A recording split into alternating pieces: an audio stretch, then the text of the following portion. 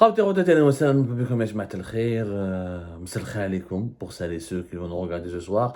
صباح الخير عليكم pour celles et ceux qui vont nous regarder maintenant, même si on est pratiquement midi. Il n'y a plus de décalage horaire maintenant entre la France et l'Algérie, là où nous nous trouvons. Il y a beaucoup de décalage horaire en tout cas entre la France, le Canada et d'autres contrées lointaines où notre diaspora algérienne est installée. Merci beaucoup pour votre fidélité à Jma'a, merci pour vos commentaires, vos suggestions, vos remarques. Hier, j'étais invité à la chaîne, à une émission de la chaîne de Maghrébia. Des fois, je participe, pas ponctuellement, je dirais de temps à autre. Je participe à des débats qui sont animés sur El Maghrébia. On débat de tout ce qu'on peut penser de cette chaîne. Elle reste un espace de liberté d'expression que nous devons investir. Ma démarche, elle est très claire. Il faut investir et utiliser tous les espaces de liberté d'expression pour défendre une information fiable, de qualité, et pour partager plutôt et diffuser une information fiable et de qualité à nos compatriotes, et pour défendre aussi le droit de débattre, de se contredire, et aussi de faire des analyses sur l'actualité algérienne, étant donné qu'aujourd'hui, la scène médiatique est totalement morte en Algérie, totalement neutralisée, avec une censure, une autocensure rarement inédite depuis la fin de la guerre civile, depuis la fin de la décennie noire en Algérie. Dans ce débat, on m'a beaucoup questionné sur la présence de Chengueleha à Djelfa, sur ces images qui ont fait effectivement de comment le chef d'état-major de l'armée algérienne a accompagné le président de la République lors de sa première visite de terrain à Djelfa. C'était le 29 octobre dernier, le Barah, avant-hier. Et on a vu Chengueleha très présent. Certains ont dit qu'il était collant, il collait au président, au chef de l'État. Chengueleha qui participe à toutes les activités protocolaires, qui était là, qui a accompagné Abdelmadjid Tebboune durant toute la journée, durant toutes les étapes de sa visite à Djelfa. Et beaucoup d'observateurs se sont interrogés sur l'opportunité de cette présence, sur sa justification et même sur sa légitimité. Aussi, le chef d'état-major, un président de la République, lors d'une visite de travail, c'est pas son boulot. Il y a un chef de légion, les autorités militaires devraient être représentées, il y a un chef de légion. Djelfa fait partie, si je ne me trompe pas, de la première légion militaire, ou là, si je ne me trompe pas, il y a des responsables de la gendarmerie. L'institution militaire, elle est représentée par un chef de légion, par un commandant régional, local du groupement de la gendarmerie. يعني وش يدير الشيف d'état-major وش راهو يدير ثما.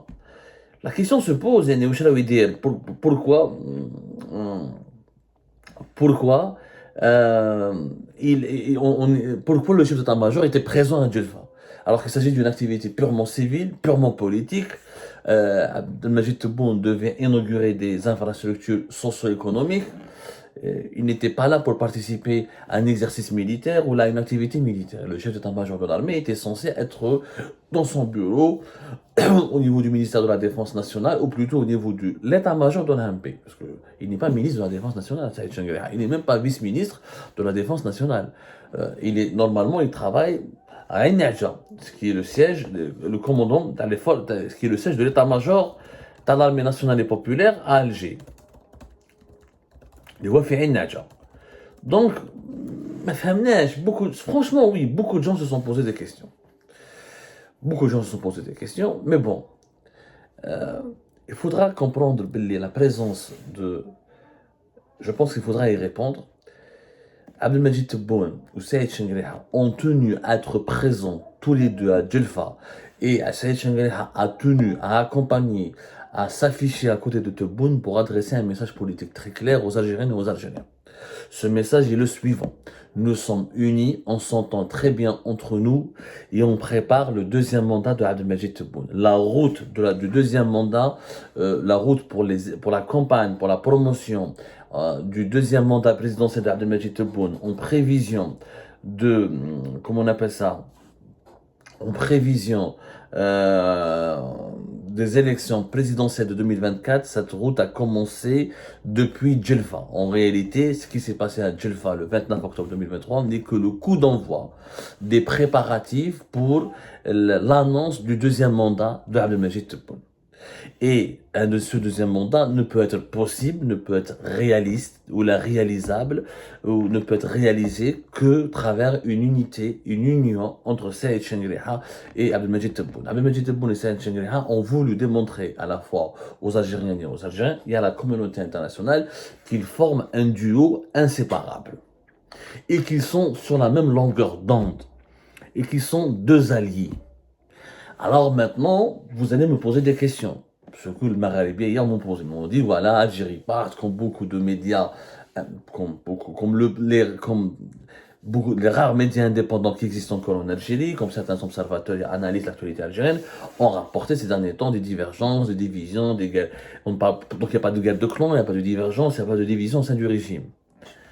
Là, il faut faire preuve de pédagogie. Il y a des divergences, il y a des guerres de clans, il y a des rivalités, mais qui n'impliquent pas les personnes de Saïd Chengriha avec Tebboune. Saïd Chengriha n'a rien à reprocher à Abdelmajid Tebboune, Abdelmajid Tebboune il n'en veut pas à Saïd Chengriha. La rivalité, elle est entre l'entourage des deux messieurs, l'entourage du président et l'entourage du chef d'état-major de l'armée. Mais les deux hommes, les deux individus eux-mêmes s'entendent à merveille. S'entendent à merveille, entre guillemets, ça veut dire qu'ils s'entendent sur l'essentiel de ce qu'il faut faire, de ce qui doit être fait pour gérer, pour conduire les affaires de l'État. Après, Saïd Chengriha, il n'aime pas l'entourage de Tebboune, il a envie que certains de ses conseillers disparaissent, comme Boualam notamment, qui se mêle et qui s'ingère énormément selon le chef d'état-major de l'armée et son clan, selon l'institution militaire, il se mêle trop des dossiers sécuritaires et des dossiers militaires, il n'apprécie pas certains membres du gouvernement de Tebboune, n'apprécie pas certains membres de son entourage, que ce soit entourage familial ou personnel ou professionnel, à travers des conseillers ou là à travers des anciens ministres ou là à travers d'anciens militaires qui sont proches de Tebboune. Voilà, la divergence, elle est essentiellement autour de ce point-là. Saïd Chengriha n'est pas contre Abdelmajid Tebboune. Saïd Chengriha, Abdelmajid Tebboune arrange ses intérêts à 100%.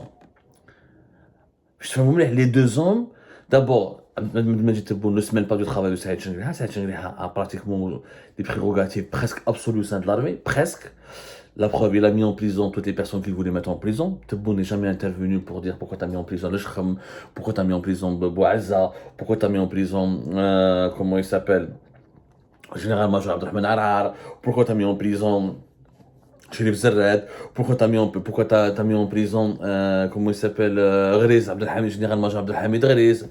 Ali Akrom, beaucoup de ces généraux qui ont été emprisonnés entre 2020, notamment 2021 et 2022, et avaient des contacts où il a une certaine proximité avec Abdelmajid Tebboune. Certains de ces généraux qui ont même fini en prison ont même demandé audience à Tebboune, ils ont parlé à Tebboune, ont envoyé des émissaires à Tebboune, et Tebboune leur a toujours dit, moi je ne me mêle pas de l'armée, il y a un état-major, il y a une justice militaire, c'est à elle de juger, c'est à elle de s'occuper de vos dossiers. Donc, il a laissé une marge de manœuvre presque totale. Les rares fois où Abdelmajid Tebboune est intervenu, lorsqu'il y a eu de grosses rivalités entre Saïd Chengriha et Ben Ali, le général de corps d'armée Ben Ali, qui était un proche de Abdelmajid Tebboune et qui a été maintenu dans son poste à la tête de la garde républicaine pour maintenir un certain équilibre entre lui et Chengriha et pour empêcher Chengriha d'avoir un pouvoir absolu comme Gaïd Saleh l'exercer sur l'institution militaire. Par exemple, voilà, c'est les rares occasions quand l'actuel poste, par exemple, de chef, de commandant des forces terrestres, Atamnia, le général Atamnia, comment il s'appelle, il y a un pays. Il y a tellement de généraux en Algérie, tellement. Il devait être remplacé. Chengriha a fait beaucoup de pression pour qu'il soit remplacé. Voilà, Ammar Atamnia. Et depuis 2021, on parle de son remplacement.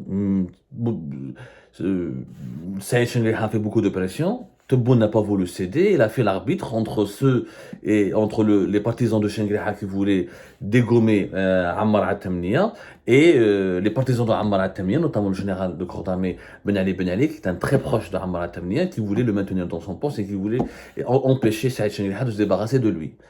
C'est rare vraiment où Abdelmajid Tebboune intervient dans les affaires militaires. Donc Saïd Chengriha, il a les mains libres. Donc Saïd Chengriha n'est pas fou.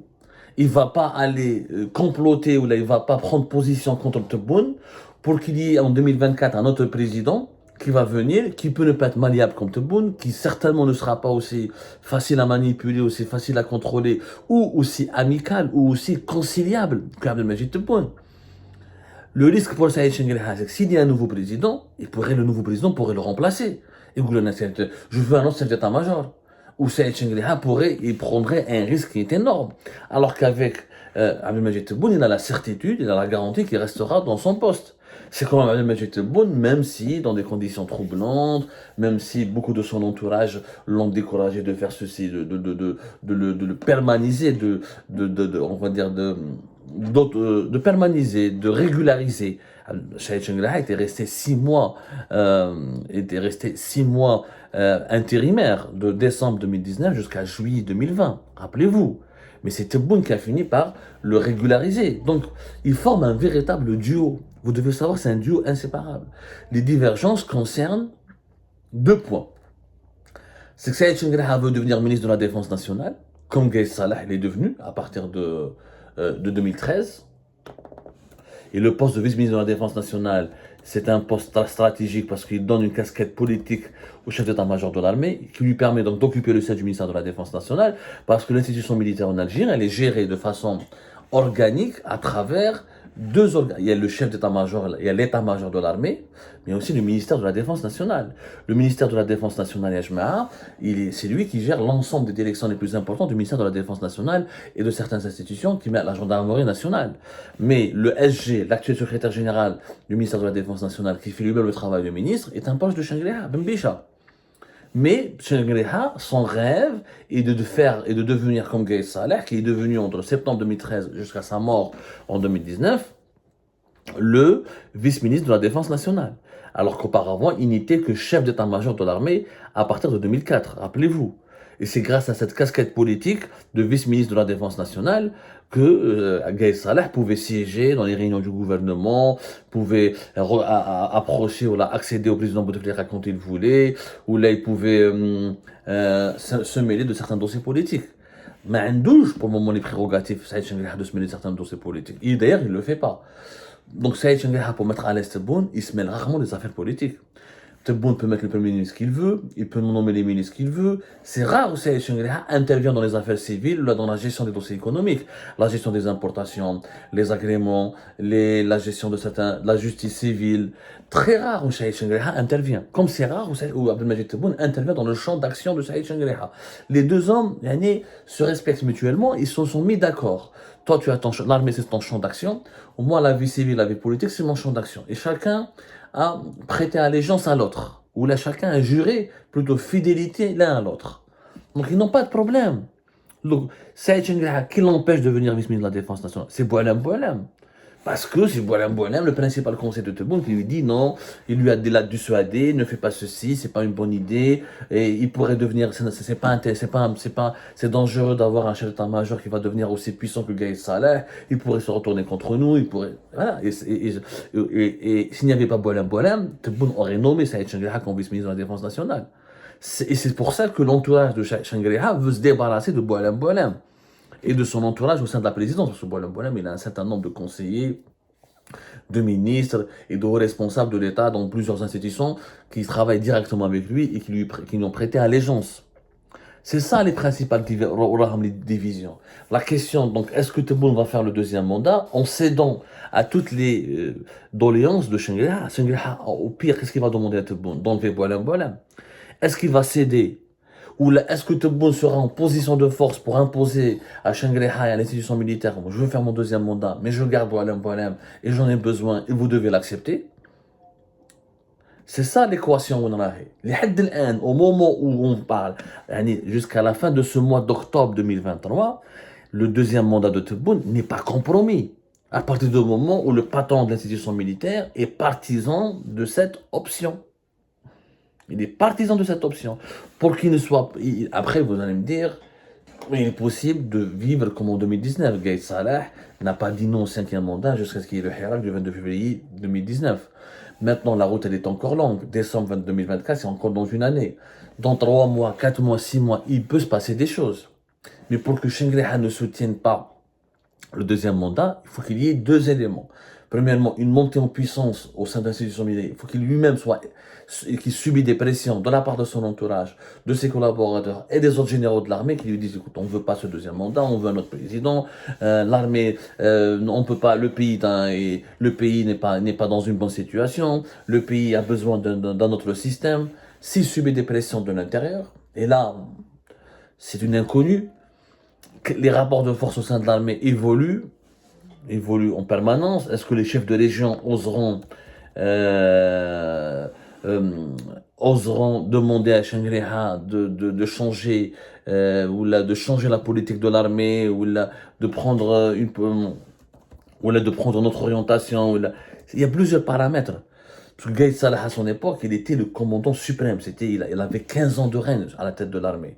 Donc il pouvait se permettre de diriger l'armée et d'obliger les autres généraux de le suivre. Saïd Chengraha n'est pas là que depuis 3-4 ans. Donc il est clair qu'il n'a pas le même pouvoir que Gaïd Salah. Est-ce qu'il est à même de gérer la pression? Si une pression monte au sein de l'institution militaire pour demander la fin du deuxième mandat, ou pour demander le blocage du deuxième mandat, ça c'est une question intéressante à laquelle on ne peut pas répondre maintenant. Ou là, le deuxième scénario, une crise politique majeure, des manifestations populaires, retour du Hirak, là peut-être la position de Shangri-La va changer, et de l'état-major de l'armée. Mais pour le moment, ça reste des hypothèses qui ne sont pas des faits, c'est des hypothèses. Les faits disent quoi? Comment au sein de l'institution militaire, personne ne parle pour le moment. Il n'y a pas de voix qui se sont élevées contre le deuxième mandat. Il y a des voix qui s'élèvent pour demander à Tebboune des changements urgents, de se débarrasser de certains responsables que l'armée n'aime pas ou n'apprécie pas, de se débarrasser de certains membres du gouvernement ou de certains responsables de la présidence dont le comportement est jugé immoral ou inadapté ou dangereux pour la stabilité du pays, mais personne n'a demandé la fin ou le blocage, non, la fin de l'idée, parce que le deuxième mandat n'a pas encore commencé, la fin de l'idée ou personne n'a demandé l'enterrement du projet du deuxième mandat.